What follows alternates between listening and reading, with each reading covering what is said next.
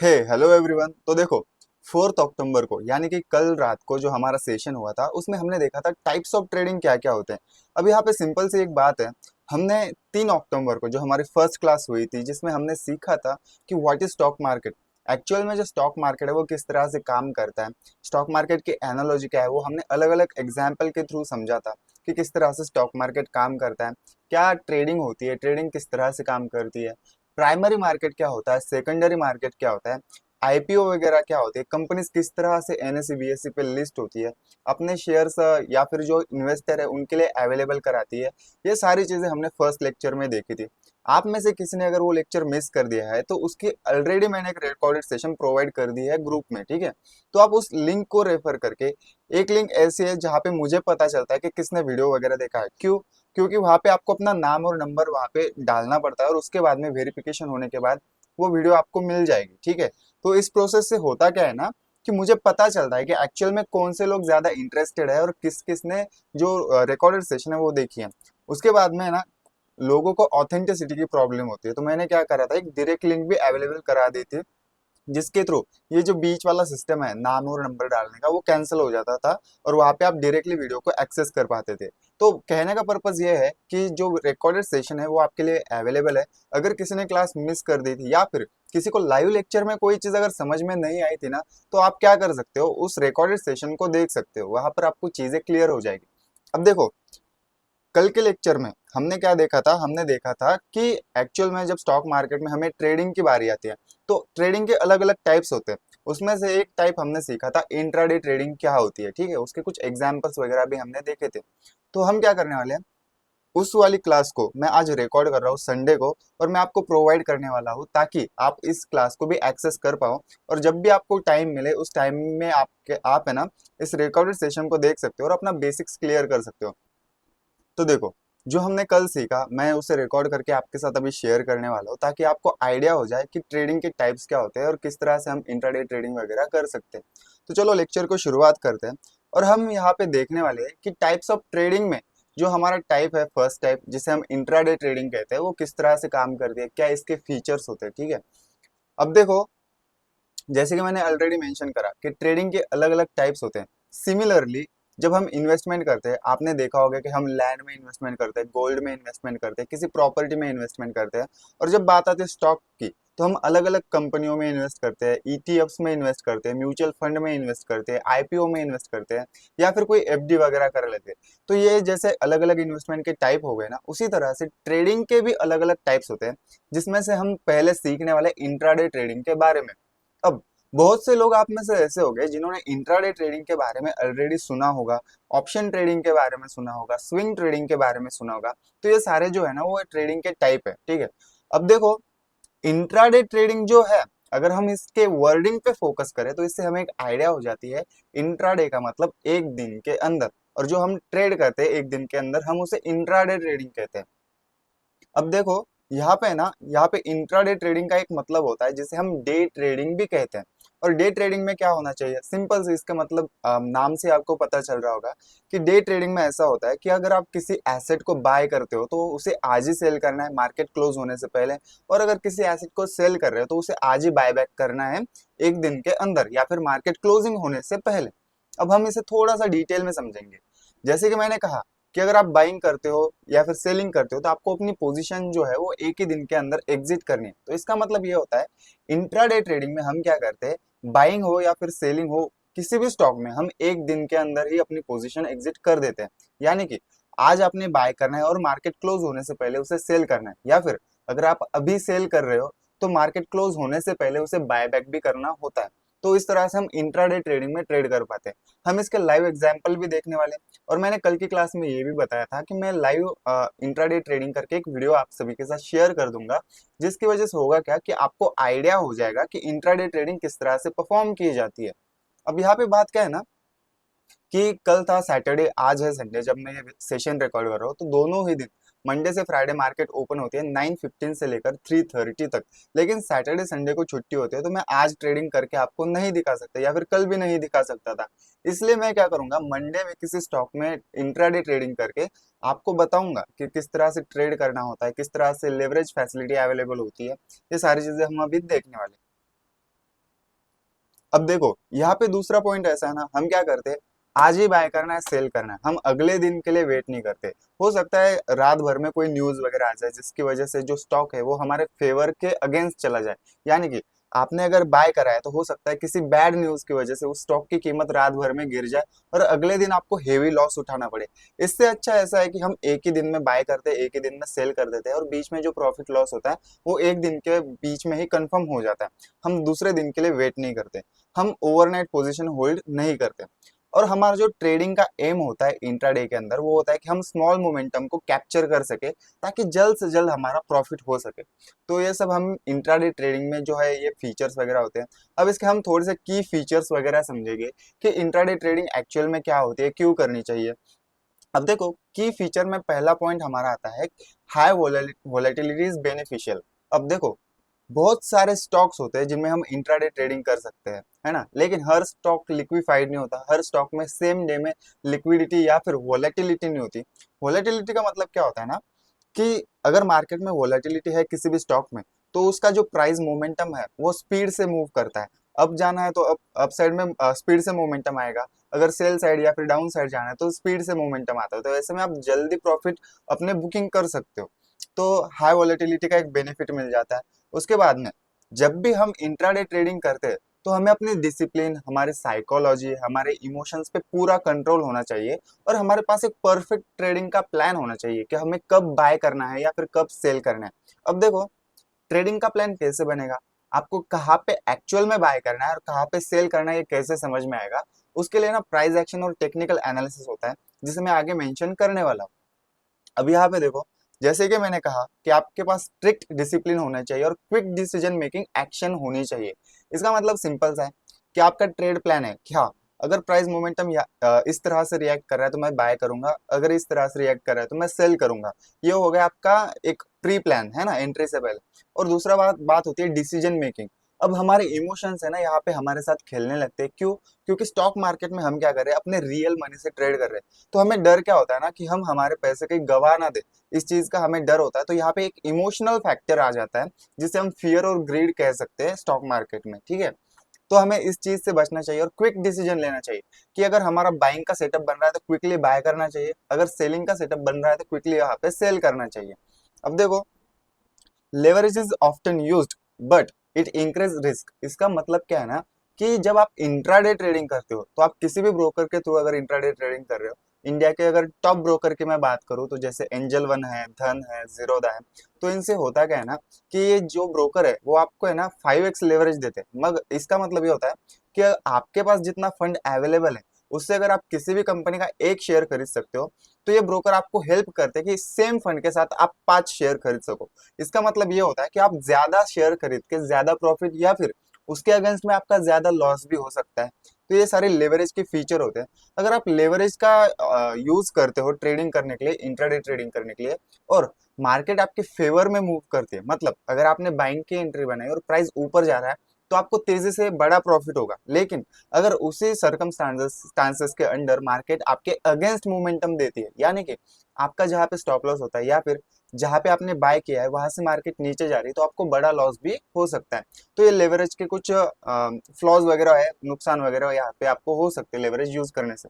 तो हमें smartly trade करना पड़ता है, हमें समझना पड़ता है कि एक्चुअल में हमें कहाँ पे बाइंग करनी चाहिए, कहाँ पे हमारा स्टॉप लॉस टारगेट होना चाहिए। इसके लिए हम टेक्निकल एनालिसिस में और प्राइस एक्शन में सीखेंगे कि किस तरह से हमें टारगेट सेट करना है, किस तरह से हमें बाइंग या फिर सेलिंग करनी है। तो हम आगे सीखने वाले। अब देखो, mostly depend on technical analysis rather than fundamental analysis. अब यहाँ पे सिंपल सी बात क्या है ना, कि हमने एक चीज सीखी थी कि जब हम बात करते थे इन्वेस्टमेंट की, तो इन्वेस्टमेंट में क्या होता था, इन्वेस्टमेंट करने से पहले हमने पिछले वीडियो में या फिर पिछले सेशन में देखा था कि हमें फंडामेंटल एनालिसिस का नॉलेज होना चाहिए कि किस तरह से फंडामेंटल एनालिसिस काम करता है। हमें किस तरह से किसी कंपनी के बैलेंस शीट वगैरह पढ़नी है, किस तरह से उस कंपनी की परफॉर्मेंस देखनी है, कितना कंपनी पे डेप्थ है, कितना डेप्थ रेशो है ना, ये सारी चीजें हमें देखनी होती है, वो फंडामेंटल के अंडर आती है जब हम बात करते हैं इन्वेस्टमेंट की। उसी तरह सिमिलरली जब हमें ट्रेडिंग करनी होती है तो हम फंडामेंटल पे ज्यादा ना रिलाई करके हम रिलाई करते हैं टेक्निकल एनालिसिस और प्राइस एक्शन पे। तो वो हम आगे स्पेसिफिक टॉपिक में सीखने वाले हैं कि टेक्निकल एनालिसिस जो है ना एक बड़ा टॉपिक है, तो उसके अंदर बहुत सारी चीजें आती है, बहुत सारे सर्कमस्टांसेस होते हैं, तो उसे हम समझने वाले हैं कि किस तरह से वो चीजें काम करती है। अब देखो, हमने इंट्राडे ट्रेडिंग के कुछ की फीचर्स वगैरह देखे। अब हम समझने वाले हैं कि इंट्राडे ट्रेडिंग में जो है वो हमें एडवांटेजेस किस तरह से होते हैं, मतलब क्या क्या फायदा हमें इंट्राडे ट्रेडिंग करने से मिलते हैं। अभी हम समझने वाले एडवांटेजेस ऑफ इंट्राडे ट्रेडिंग के बारे में कि इंट्राडे ट्रेडिंग करके आपका क्या क्या फायदा हो सकता है, या फिर किस तरह से आप इंट्राडे ट्रेडिंग करके अपने प्रॉफिट्स कमा सकते हो। उसके सिंपल से हम एक टेक्निक वगैरह समझेंगे या फिर उसके की पॉइंट देखेंगे कि एडवांटेजेस क्या क्या होते हैं। सबसे पहले है ना, एक दिन के अंदर आपको प्रॉफिट कमाने की अपॉर्चुनिटी मिल जाती है। अब देखो, मैंने आपको एक बात बोली थी पिछले सेशन में या फिर पिछले वीडियो में, जब हम इन्वेस्टमेंट करते हैं तो इन्वेस्टमेंट क्या है ना, एक लॉन्ग टर्म प्रोसेस है, और जो ट्रेडिंग है वो एक शॉर्ट टर्म प्रोसेस है। और उसके अंदर जो टाइप है इसका इंट्राडे ट्रेडिंग, इसका मतलब ये होता है कि हम एक दिन के अंदर बाइंग और सेलिंग परफॉर्म करते हैं। उससे होता क्या है, एक दिन के अंदर आपका जो प्रॉफिट या फिर लॉस है वो कंफर्म हो जाता है। तो यहाँ पर हमें क्विक प्रॉफिट करने की अपॉर्चुनिटी मिल जाती है। ये एक इंट्राडे ट्रेडिंग का फायदा है। उसके बाद नो ओवरनाइट रिस्क, इसका मतलब क्या होता है, अभी थोड़ी देर पहले मैंने आपको क्या समझाया कि अगर किसी पोजीशन को, किसी बाइंग की पोजीशन को आप अगर होल्ड कर रहे हो, और हो सकता है कि रात में या फिर किसी भी पॉइंट पे, किसी भी टाइम पॉइंट पे है ना, उस कंपनी से रिलेटेड कोई अगर नेगेटिव न्यूज आती है या फिर बैड परफॉर्मेंस की वजह से कोई भी न्यूज वगैरह आ जाती है, आर्टिकल छप जाता है, तो हो सकता है उस कंपनी की शेयर रातों रात गिर जाए। तो ऐसे में क्या हो सकता है कि आपकी जो पोजीशन है बाइंग की, वहां पे आपको बहुत बड़ा लॉस देखने को मिल सकता है। तो ये वाली रिस्क जो है यहाँ पे कम हो जाती है। उसके बाद में आप लो कैपिटल से लेवरेज यूज करके अच्छी खासी ट्रेडिंग यहाँ पे परफॉर्म कर सकते हो, क्योंकि सिंपल सी बात है, जैसे मैंने आपको पहले समझाया था कि आप अगर अपने जो कैपिटल है उसका यूज करके अगर एक शेयर बाय कर सकते हो, तो ब्रोकर आपको हेल्प करता है कि सेम कैपिटल से आप क्या कर सको, 5 और शेयर खरीद सको। तो ऐसे में आपको लेवरेज मिलता है, तो इसका एक अलग सा फायदा हो जाता है कि अगर आपने कोई बाइंग की पोजीशन बनाई है, किसी स्टॉक को बाय करा है, और अगर वो उसके जो प्राइस है वो बढ़ रहे है, तो आपको ज्यादा प्रॉफिट होता है। लेकिन इसके अगेंस्ट में छोटी सी रिस्क भी होती है, अगर प्राइस नीचे आता है तो आपको बड़ा लॉस भी हो सकता है क्वांटिटी के हिसाब से। तो ये इसके कुछ की फीचर्स वगैरह थे, एडवांटेजेस थे। अब हम देखेंगे रिस्क इन इंट्राडे ट्रेडिंग, कि इंट्राडे ट्रेडिंग करने में रिस्क क्या है, या फिर कौन से जो फैक्टर है वो आपको रिस्क में डाल सकते हैं। सबसे पहले ये होता है high risk due to fast price momentum. जैसे कि मैंने कहा था कि आपको वोलेटिलिटी वाली जो स्टॉक है वो चूज करने होते हैं, या फिर लिक्विफाइड स्टॉक चूज करने होते हैं, जिसमें आपको एक मोमेंटम जल्दी मिले, ताकि आपका एक ही दिन के अंदर प्रॉफिट और लॉस जो है वो कंफर्म हो जाए। तो ऐसे में होता क्या है ना, कि हाई वोलेटिलिटी होने से प्राइस का मोमेंटम जो है वो फास्ट होता है, तो वैसे में अगर आपके अगेंस्ट मार्केट जाता है तो वहां पे आपको लॉस हो सकता है। ये चीज मैंने आपको पहले मेंशन कर दी थी। यहाँ पे ना, leverage can cause heavy losses. इसका मतलब सिंपल सा है, जैसे कि मैंने अभी एक्सप्लेन किया थोड़ी देर पहले, लेवरेज लेकर अगर मार्केट आपके फेवर में मूव कर रही है ना, तो आपको बड़ा प्रॉफिट हो सकता है। सिमिलरली, अगर आपके अगेंस्ट मार्केट जा रही है, इसका मतलब अगर आपने किसी स्टॉक को बाय करा है और प्राइस जो है वो नीचे जा रहा है, तो आपको वहां पे बड़े लॉसेस भी हो सकते हैं। ये इसका सिंपल सा मतलब होता है। उसके बाद emotional trading, fear, greed can lead mistakes. Simple सी बात है, हमने क्या कहा था कि इमोशंस जो है ना वो ट्रेडिंग के टाइम पे अपने सर पे चढ़ने लगते हैं। सिंपल सा मतलब है, क्यों? क्योंकि हम है ना अपने रियल मनी से यहाँ पे ट्रेड कर रहे हैं, हमें रिस्क का एक डर होता है कि अगर हम पैसे डाल रहे हैं तो कहीं हमारे पैसे जो है वो हमें लॉस ना करा के दे दे, ठीक है। तो ये इमोशनल फैक्टर्स यहाँ पे आ जाते हैं, तो यहाँ पे थोड़ी सी प्रॉब्लम यहाँ पे ट्रेडिंग में हो जाती है। तो कुछ इस तरह से रिस्क इंट्राडे ट्रेडिंग में हमें देखने को मिलती है। उसके बाद में, जैसे कि मैंने लेवरेज को कई बार यहाँ पे मेंशन करा है कि लेवरेज क्या होती है, किस तरह से हमें ब्रोकर लेवरेज प्रोवाइड करता है, तो एक एग्जांपल के थ्रू है ना, हम छोटे से एग्जांपल के थ्रू यहाँ पे समझने वाले हैं। सबसे पहले ऐसे समझ लो कि एक स्टॉक बायर है ना। तो क्या है ना, इसके पास एक लिमिटेड अमाउंट ऑफ फंड है, लेकिन ये क्या करता है, एक कंपनी को एनालाइज करता है जिसका नाम है XYZ लिमिटेड, ठीक है। तो उसे क्या लगता है ना कि इस कंपनी के जो शेयर्स है उसकी प्राइस अभी बढ़ने वाली है, तो वो सोचता है कि यार इस कंपनी की शेयर प्राइस है ना, मेरे एनालिसिस के हिसाब से, जो भी उसने प्राइस एक्शन या फिर टेक्निकल एनालिसिस करा है उसके हिसाब से प्राइस ऊपर मोमेंटम दे सकता है, या फिर प्राइस जो है वो बढ़ सकती है, ऐसा उसे लग रहा है। तो वो क्या सोचता है ना कि मैं आज इस कंपनी के शेयर बाय कर सकता हूँ।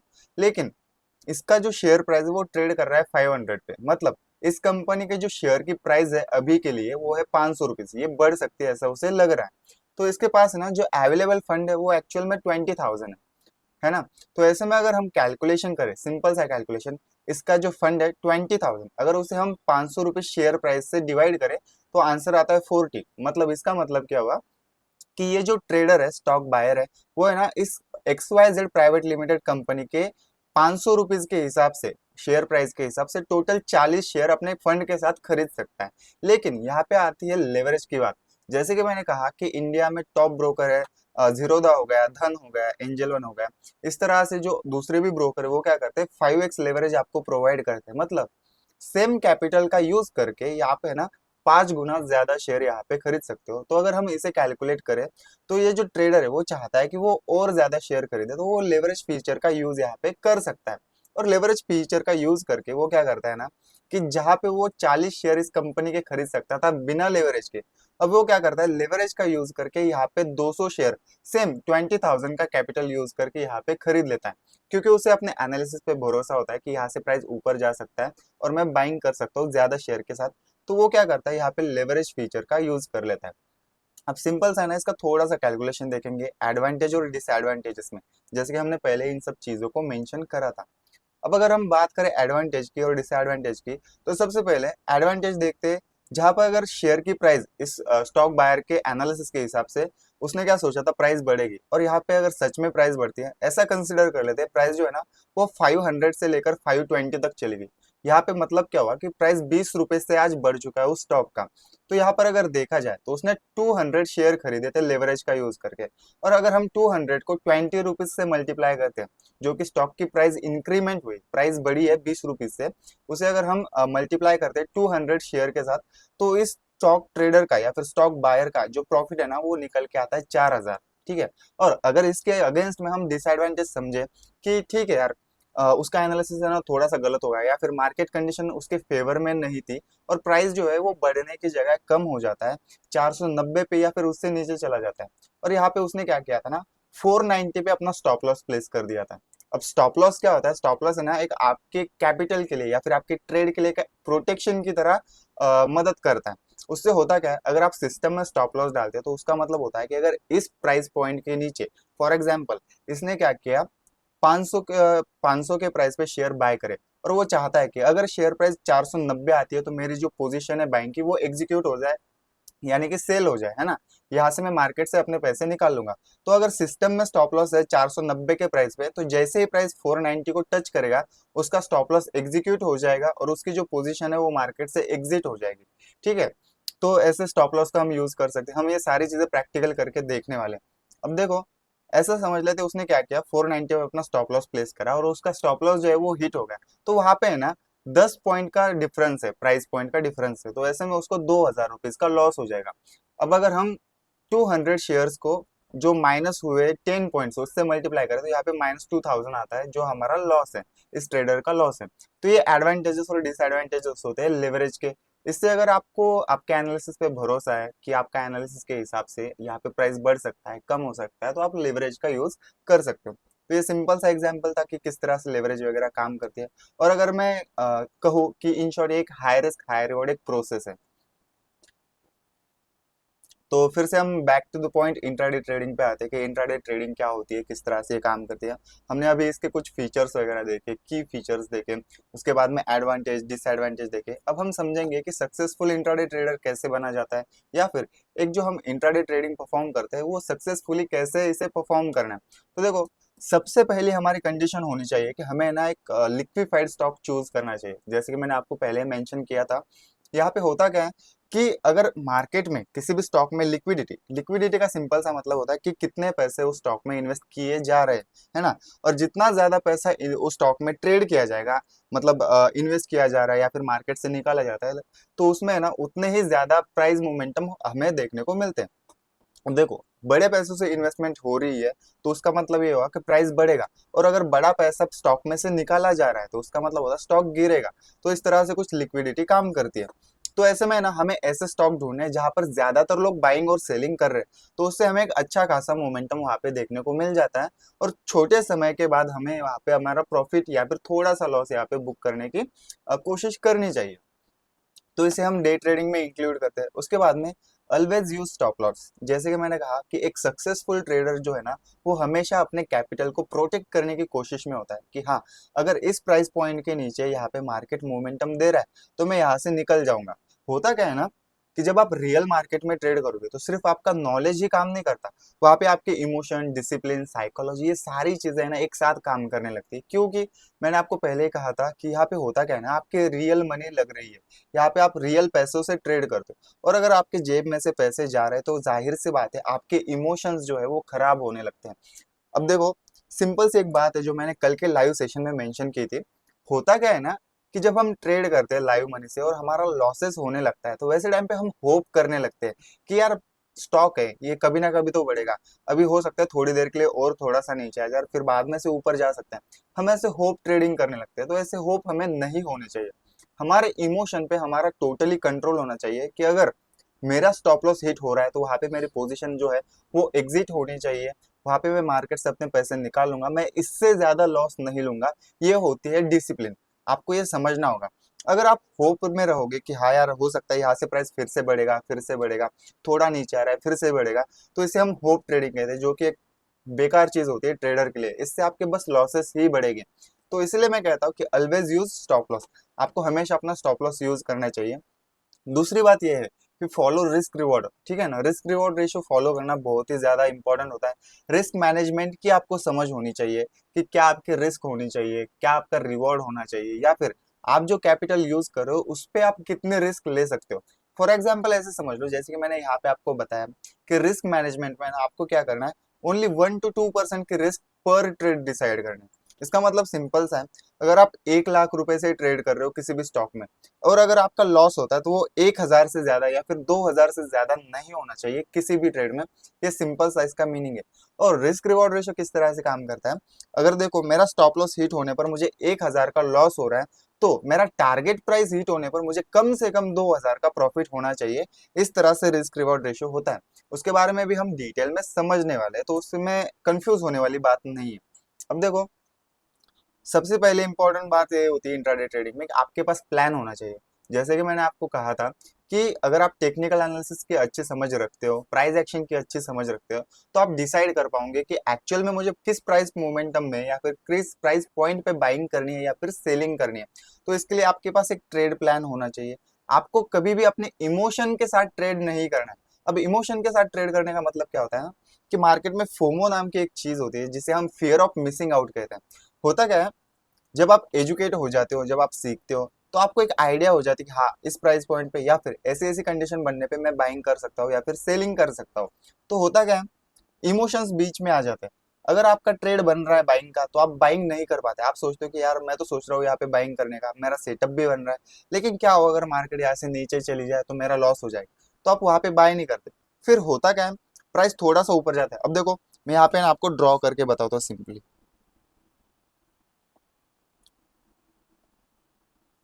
देखो, आप है ना, आपने एनालिसिस वगैरह करा, फिर ऐसे पॉइंट पे ना होता क्या है, आप सोचते हो कि यहाँ से है ना जो प्राइस वो ऊपर जाने वाला है, लेकिन आप वहां पे बाय नहीं कर पाते। आप सोचते हो कि आपके इमोशंस बीच में आ जाते हैं और फिर आप सोचने लगते हो कि अगर मेरा एनालिसिस गलत हो गया तो क्या होगा, मैं मुझे लॉस होगा अगर मार्केट मेरे अगेंस्ट में जा रहा है। लेकिन जब फिर प्राइस यहाँ से ऊपर की तरफ बढ़ने लगता है तो आप क्या सोचते हो ना, आपको रिग्रेट होने लगता है कि यार अगर मैंने यहाँ पे बाय कर लिया होता ना तो अभी मेरा अच्छा खासा प्रॉफिट यहाँ पे मुझे देखने को मिल रहा होता। तो ऐसे में आप क्या करते हो कि आप क्या सोचते हो कि हाँ, यहाँ पे है ना मार्केट ऑलरेडी आ चुका है, मेरा टारगेट यहाँ पे था, तो अभी तक है ना मार्केट मेरे हिसाब से मूव कर रहा है, तो मैं क्या है ना, मैं क्यों ना यहाँ पे बीच में एंट्री बना दूं, और फिर यहाँ पे मेरा स्टॉप लॉस लग जाएगा और इजीली फिर मेरा यहाँ पे टारगेट हिट होते हुए मुझे देखने को मिलेगा। लेकिन मार्केट कभी भी सीधे सीधे ऊपर नहीं जाता और सीधे सीधे नीचे भी नहीं आता। हो सकता है प्राइस यहाँ से फिर पुल बैक ले ले। तो ऐसे में क्या होता है ना, अगर आप बीच में एंट्री करते हो, इमोशनल एंट्री जिसे हम कहते हैं, यहाँ पे अगर आपने एंट्री करी होती है वो प्लानिंग के साथ ट्रेड होता है। लेकिन अगर आप यहाँ पे बीच में एंट्री करते हो तो वो किसी इमोशन की वजह से करते हो कि ऑलरेडी मेरा मोमेंटम छूट गया है, अब मैं यहाँ से प्राइस में एंट्री करने वाला हूँ। अब यहाँ पे होता क्या है ना,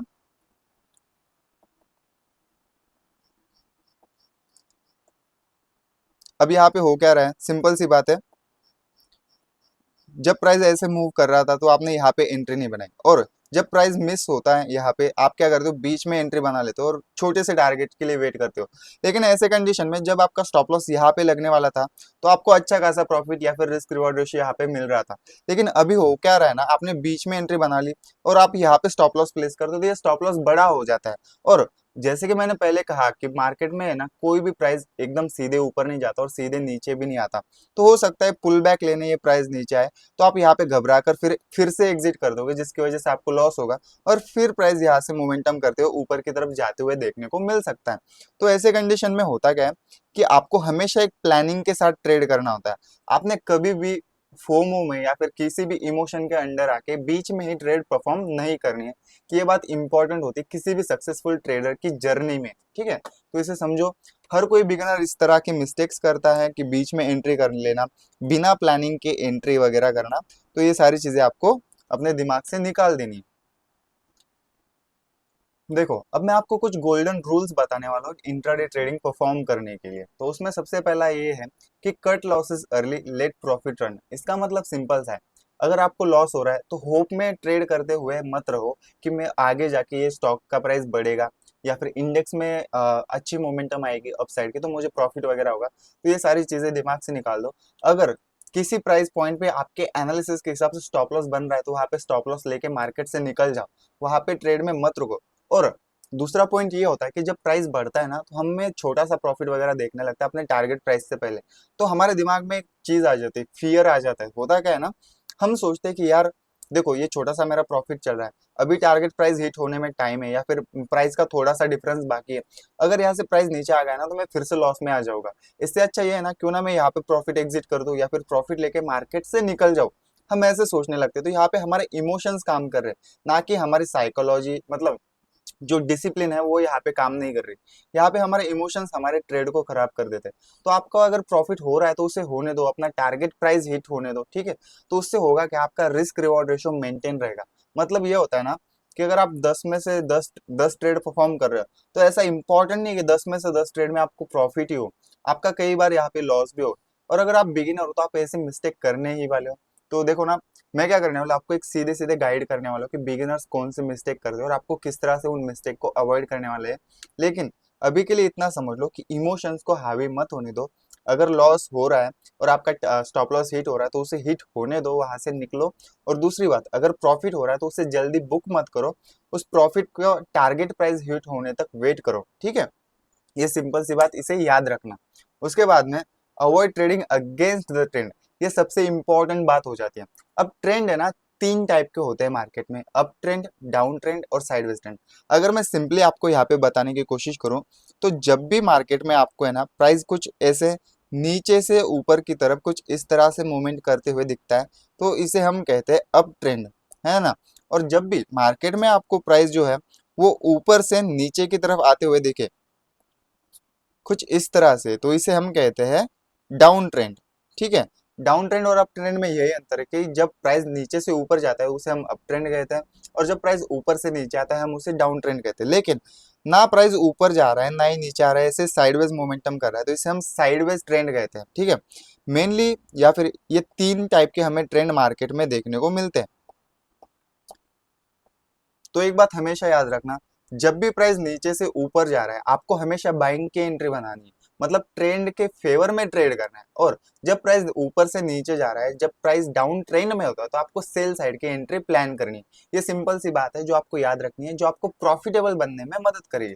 never risk entire capital on the one trade. तो इसका मतलब क्या है कि एक ट्रेड के अंदर अगर आपके पास फॉर एग्जांपल 1 लाख रुपए है तो पूरे 1 लाख रुपीज का यूज करके उसके अंदर ट्रेड मत करो। हो सकता है ना कि आपको बड़ा लॉस हो जाए अगर वो ट्रेड आपके अगेंस्ट जाता है, तो ऐसे में ना आपके पास बैकअप होना चाहिए। तो आप क्या कर सकते हो, 30-40 हजार जैसी एक सर्टेन अमाउंट है ना एक ट्रेड में फिक्स इन्वेस्ट कर सकते हो, ताकि आप अच्छे से ट्रेड कर पाओ। अगर आपका लॉस भी होता है तो लॉस कम होगा और आपके पास जो बाकी पैसे हैं, उससे आप उस लॉस को रिकवर करने में यूज कर सकते हो। तो ये सिंपल सी बात होती है जो आपको हमेशा याद रखनी है। एक प्रॉफिटेबल ट्रेडर बनने की जर्नी में ये सारी चीजें याद रखना, इन्हें फॉलो करना बहुत इंपॉर्टेंट हो जाता है। अब देखो, फोर्थ पॉइंट है हमारा या फिर फोर्थ गोल्डन रूल है, consistency is more important than one big win. इसका मतलब ये होता है कि छोटे छोटे प्रॉफिट लेके इंट्राडे ट्रेडिंग में ना आप अच्छा खासा प्रॉफिट बना सकते हो।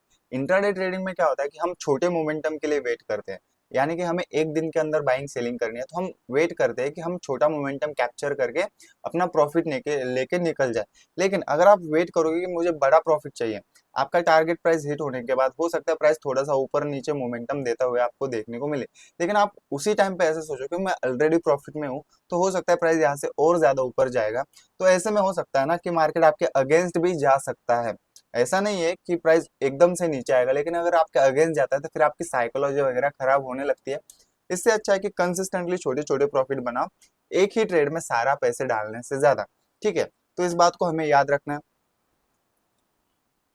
अब देखो, मैं ना आपको एक लाइव एग्जांपल बताने वाला हूँ कि किस तरह से लेवरेज वगैरह काम करती है, या फिर इंट्राडे ट्रेडिंग में किस तरह से प्रॉफिट लॉस हमें देखने को मिलता है। जैसे कि मैंने आपको कहा था कि मैंने आपको एक लाइव एग्जांपल दिखाना है। ये तो हो गया, मैं यहाँ पे प्रैक्टिकली चार्ट पे दिखाने वाला हूँ, वो बात की कंडीशन है।